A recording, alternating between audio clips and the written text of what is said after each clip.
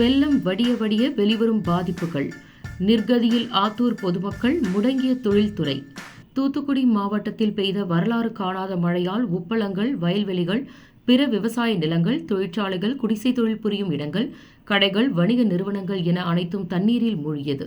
இதனால் வியாபாரிகள், விவசாயிகள், சொந்த தொழில் புரிபவர்கள், வர்த்தகர்கள் அனைத்து தரப்பினரும் பேரிழப்பை சந்தித்துள்ளனர். குறிப்பாக ஆத்தூர், ஆறுமுகநேரி பகுதிகளில் மழை வெள்ளம் கடும் பாதிப்பை ஏற்படுத்தியுள்ளது. தற்பொழுது மழை வெள்ளம் வடிய வடிய பாதிப்புகளின் உக்கிரம் வெளியே தெரிய துவங்கியுள்ளது. மேலும் பெரும்பாலான சாலைகள், பல்வேறு கிராமங்களுக்கு செல்லும் சாலைகளும், தாமிரபரணி ஆற்றில் ஆத்தூர் பாலங்களில் சேதம் ஏற்பட்டுள்ளது. ஆற்றில் உள்ள குடிநீர் குழாய்கள், உறை கிணறுகள் ஒட்டுமொத்தமாக அடித்து செல்லப்பட்டுள்ளது. இதனால் மாவட்டம் முழுவதும் குடிநீர் விநியோகம் முடங்கியுள்ளது. மேலும் வரலாறு காணாத மழையால் மாவட்டமே சின்னாபின்னமாக சிதைந்துள்ளது. ஆத்தூர் பகுதியில் உள்ள குச்சிக்காடு பகுதியில் பொருட்கள் நீரில் அடித்து செல்லப்பட்டும், மின் கம்பங்கள் கீழே விழுந்த நிலையிலும் அதிக வீடுகள், கட்டிடங்கள் இடிந்து ஏராளமானோர் பாதிப்படைந்துள்ளனர். மேலும் ஆத்தூர் பகுதியில் உள்ள கடைகளுக்குள் வெள்ள நீர் புகுந்ததால் பொருட்கள் அதிக அளவில் சேதமடைந்தது. இதனால் வியாபாரிகளுக்கு அதிக வருவாய் இழப்பும் ஏற்பட்டுள்ளது.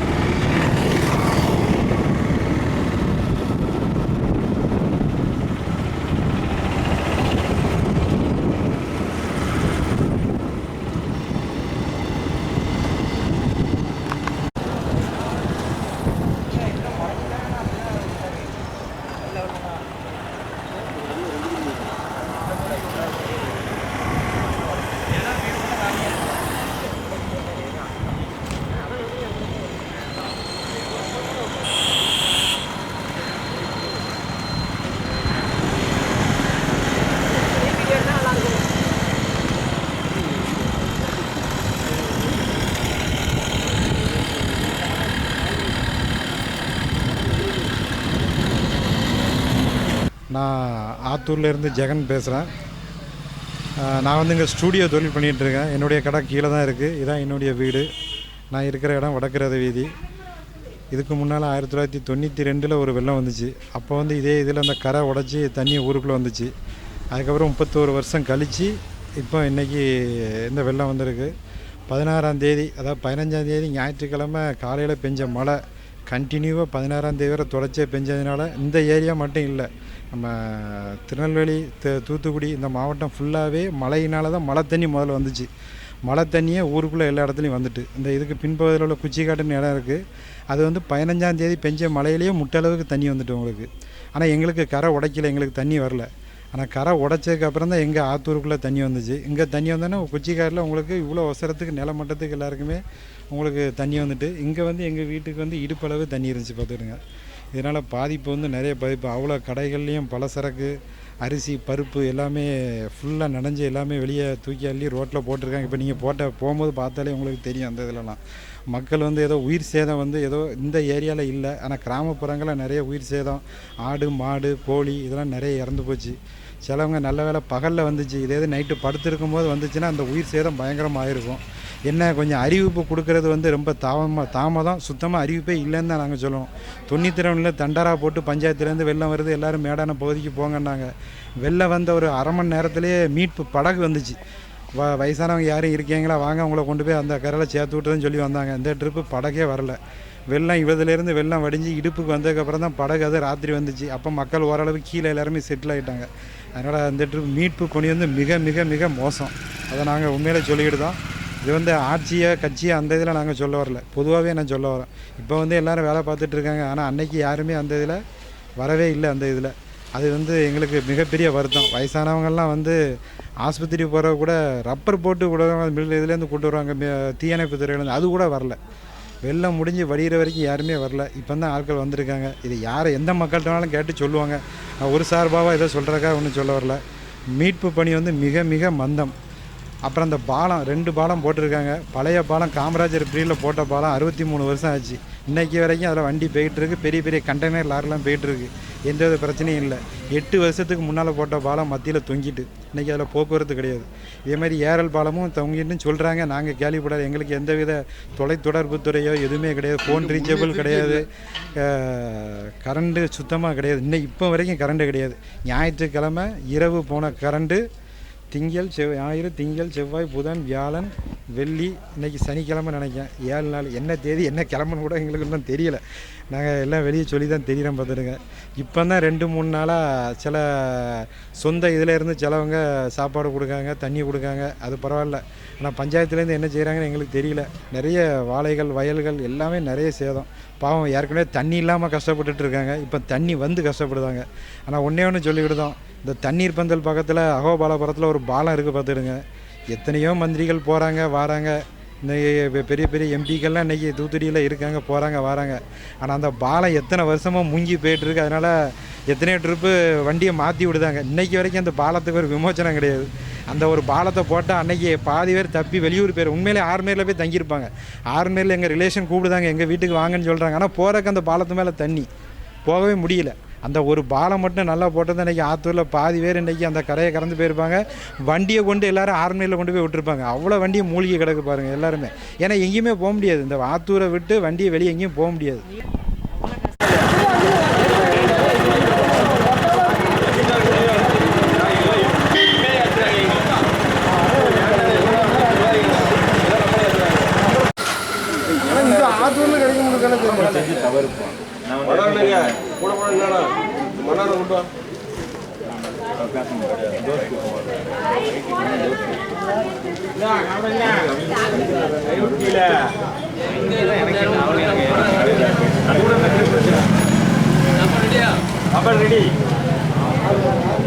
அனைவருக்கும் வணக்கம்.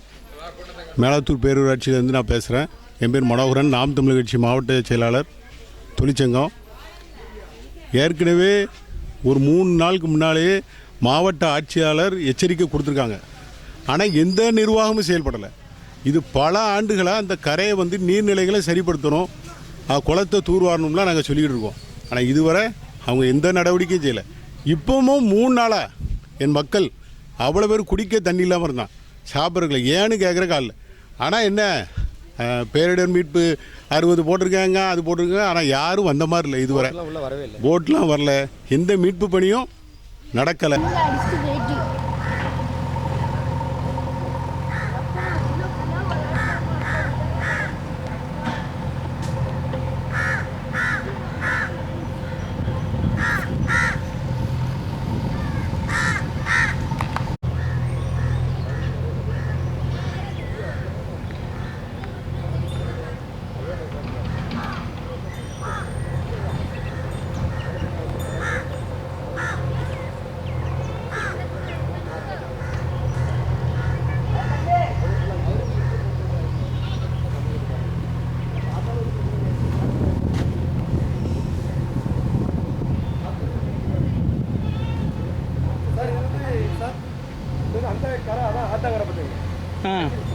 அப்படி மென்ஷன் பண்ணுறீங்களா?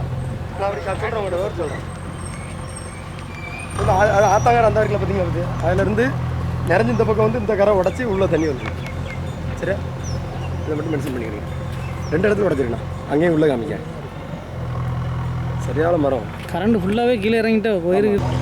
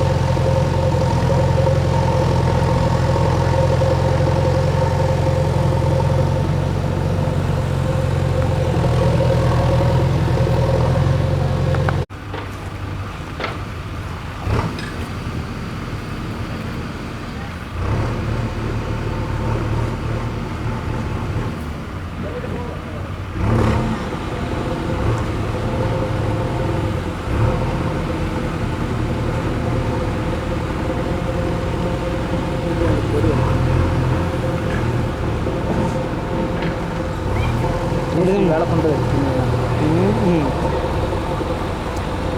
அது நம்மளுக்கு எதுக்கு பேசிக் வேலை பண்ணுறது வேண்டாமா?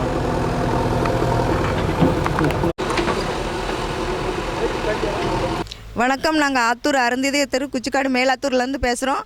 சமீபத்தில் பேஞ்ச மழையில் நாங்கள் இவ்வளோ ஒரு வெள்ளத்தை நாங்கள் எதிர்பார்க்கையில், இந்த மழையில் நாங்கள் எங்கள் வீடு எல்லாம் சேதமாயிட்டு, இப்படி ஒரு வெள்ளத்தையும் நாங்கள் எதிர்பார்க்கையில் திடீர்னு ஒரு கரை திடீர்னு உடஞ்சி எங்கள் வீடெல்லாம் ரொம்ப சேதமாயிட்டு, எங்கள் வீட்டில் உள்ள பொருள் எல்லாமே சேதமாயிட்டு. எங்கள் வீட்டிலலாம் சின்ன பையன் இருக்கிறான், நான் கை குழந்தைய வச்சுக்கிட்டு இருக்கிறோம்.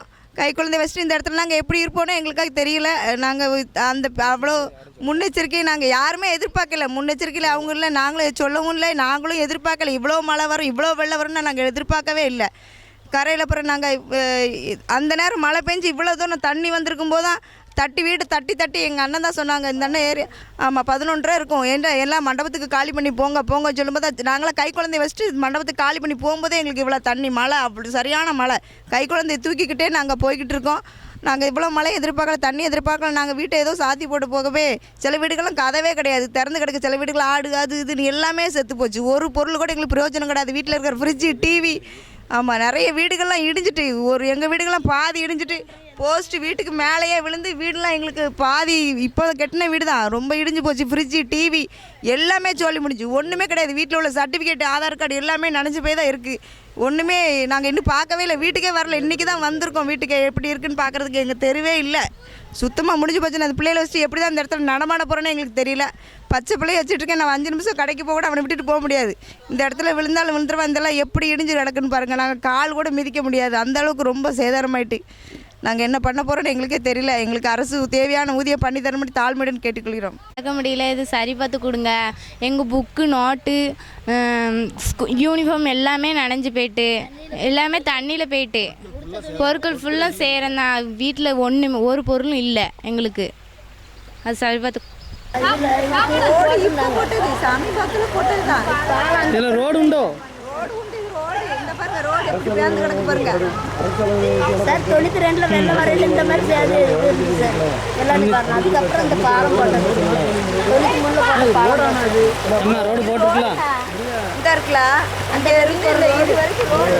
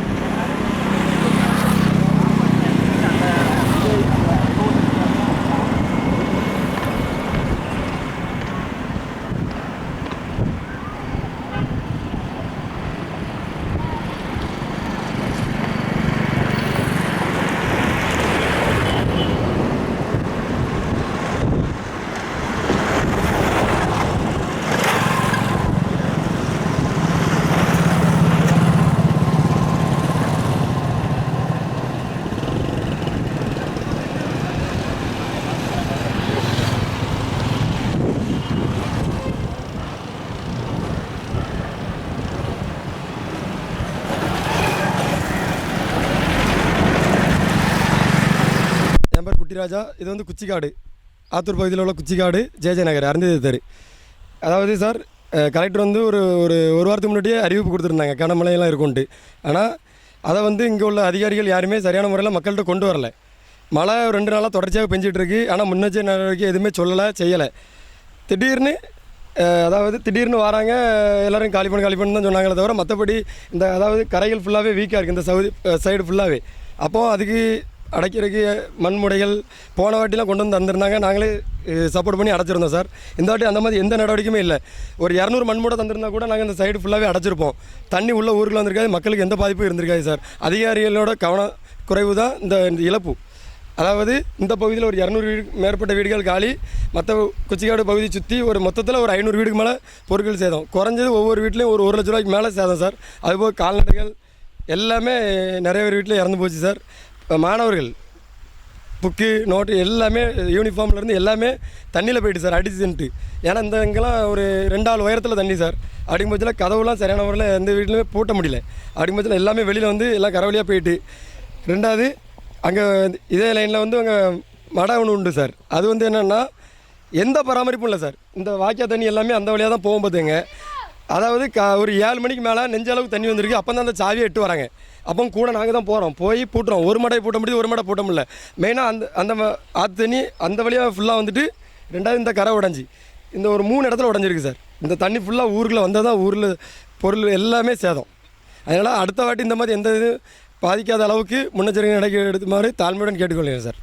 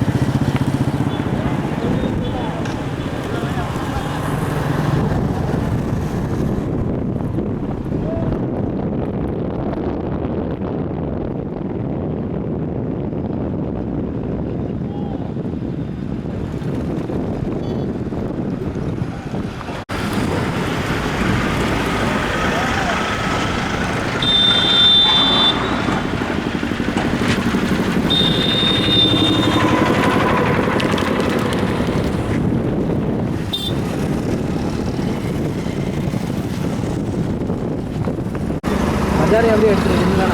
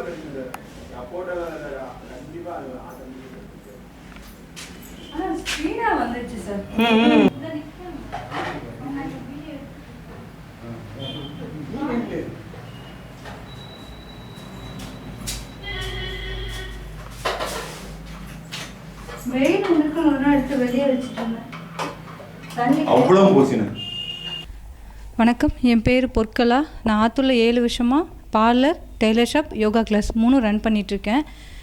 வெள்ளம் திடீர்னு வந்ததில் கொஞ்சம் எங்கள் கடை அதிகமாகவே பாதிச்சு. ஏன்னா எங்கள் இது வந்து புன்னக்காயில் ரோடு மெயின் ரோட்டில் இருக்குது. தண்ணி வந்து ஆற்றுக்கு அரை பக்கம்ன்றனால தண்ணி ரொம்ப ஃபாஸ்ட்டாக வந்து இந்த சைடு வர்றதுனால எல்லாமே டேமேஜ் தான். கொஞ்சம் ஃபாஸ்ட்டாக எடுக்குன்னு நினச்சோம், கடன்னு ஏறிடுச்சு. ஓரளவுக்கு மைக்கில் அனௌன்ஸ் பண்ணாங்க, அந்த சவுண்டு கூட சரியாக எனக்கு புரியலை. அதுக்குள்ளே தண்ணி ஏறிடுச்சு. எனக்கு வீட்லேயும் எதை எடுத்து வைக்கன்னு தெரியல, இங்கே எதை எடுத்து வைக்கன்னு தெரியலையா, அதுக்குள்ளே தண்ணி ஏறி இது எல்லாமே என்னோடய மேக்கப் ப்ராடக்ட்ஸ் எல்லாம் ரொம்ப காஸ்ட்லி க்ரீம்ஸ் அவ்வளோவும் போச்சு. மிஷின்ஸ் எல்லாமே பவர் மிஷின் அவ்வளோவுமே. நான் கிளாஸஸும் எடுக்கிறேன்,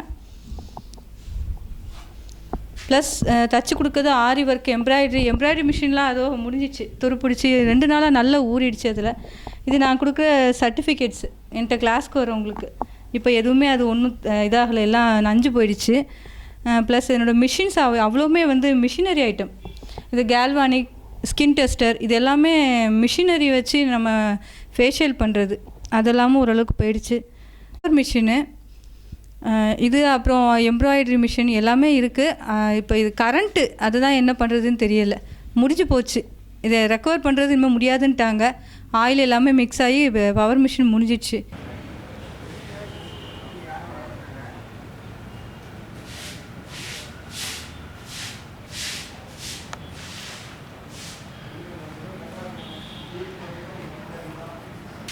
சிலிண்டர்லாம் கவுந்து கிடந்தது, ஃப்ரிட்ஜெலாம் மிதந்துச்சு, நல்ல தண்ணி. இந்த வரதான் இது பாருங்க, இந்த சவுதியெல்லாம் தெரியுமா, இந்த எடுத்த கடற்கரை கீழே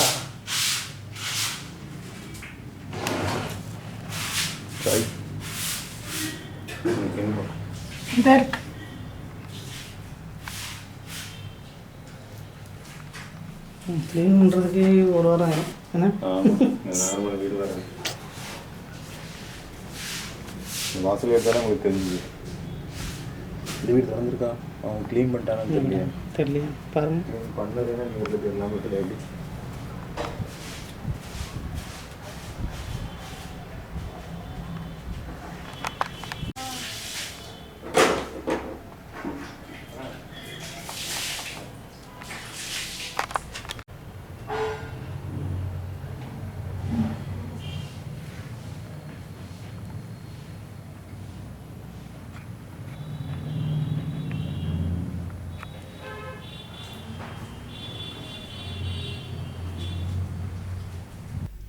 நான் வந்து என் வீட்டம்மாவுக்கு கொஞ்சம் கொஞ்சமாக சப்போர்ட் பண்ணி கொஞ்சம் கொஞ்சமாக ஆரம்பித்தோம்.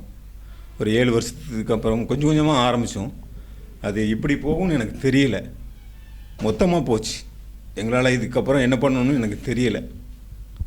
இனிமேல் தான் எப்படி ஆரம்பிக்கணும் முதல்ல இருந்து அப்படிங்கிறது தெரியல. ஏதாவது கவர்மெண்ட் பார்த்து கொடுத்தா நல்லாயிருக்கும்.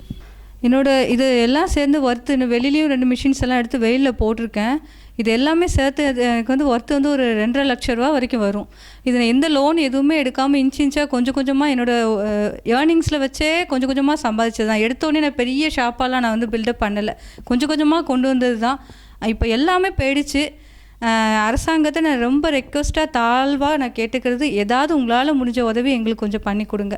இது ரொம்ப ரெக்வஸ்ட்டாகவே நான் கேட்குறேன். நான் ரொம்ப கஷ்டப்பட்டு கொண்டு வந்தது, இப்போ நான் திருப்பி எப்படி ஆரம்பிக்க போகிறேன்னு எனக்கே தெரியலை.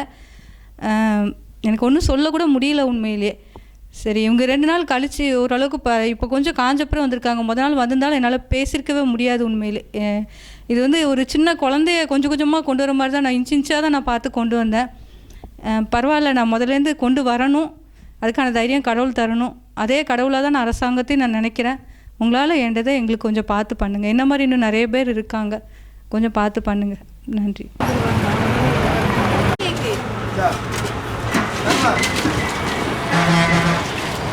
செய்திக்கு தானே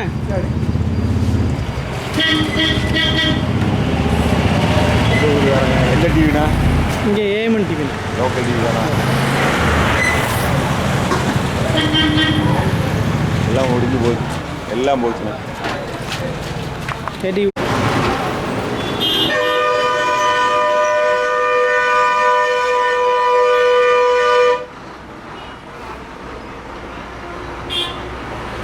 அதாரி அப்படியே எடுத்துருக்கீங்களா?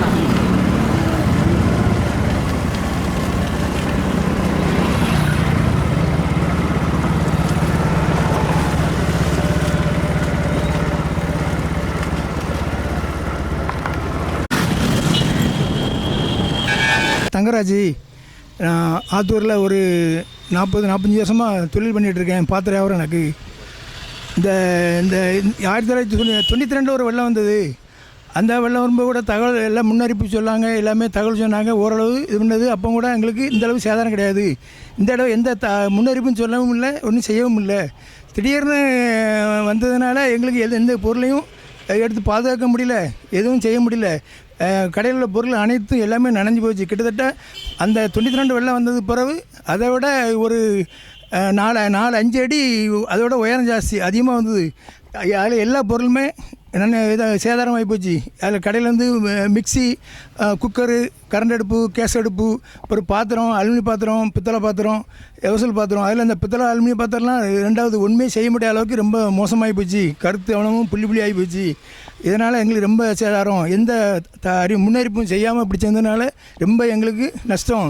ஏகப்பட்ட நாள் இது எனக்கு மட்டுமே ஒரு 6-7 லட்ச ரூபா மேலே நஷ்டம் ஆகி போச்சு. கிட்டத்தட்ட ஒரு ஏகப்பட்ட பொருள் அவ்வளவும் வீணாக போச்சு. ஒன்றுமே செய்ய முடியல. பாலிசி அடித்து ரெண்டாவது ரீபாலிசி அடித்து விற்க முடியாத அளவுக்கு ஆகி போச்சு. ஆகையால் இது நீங்கள் தான் பார்த்து ஏதாவது செய்யணும்.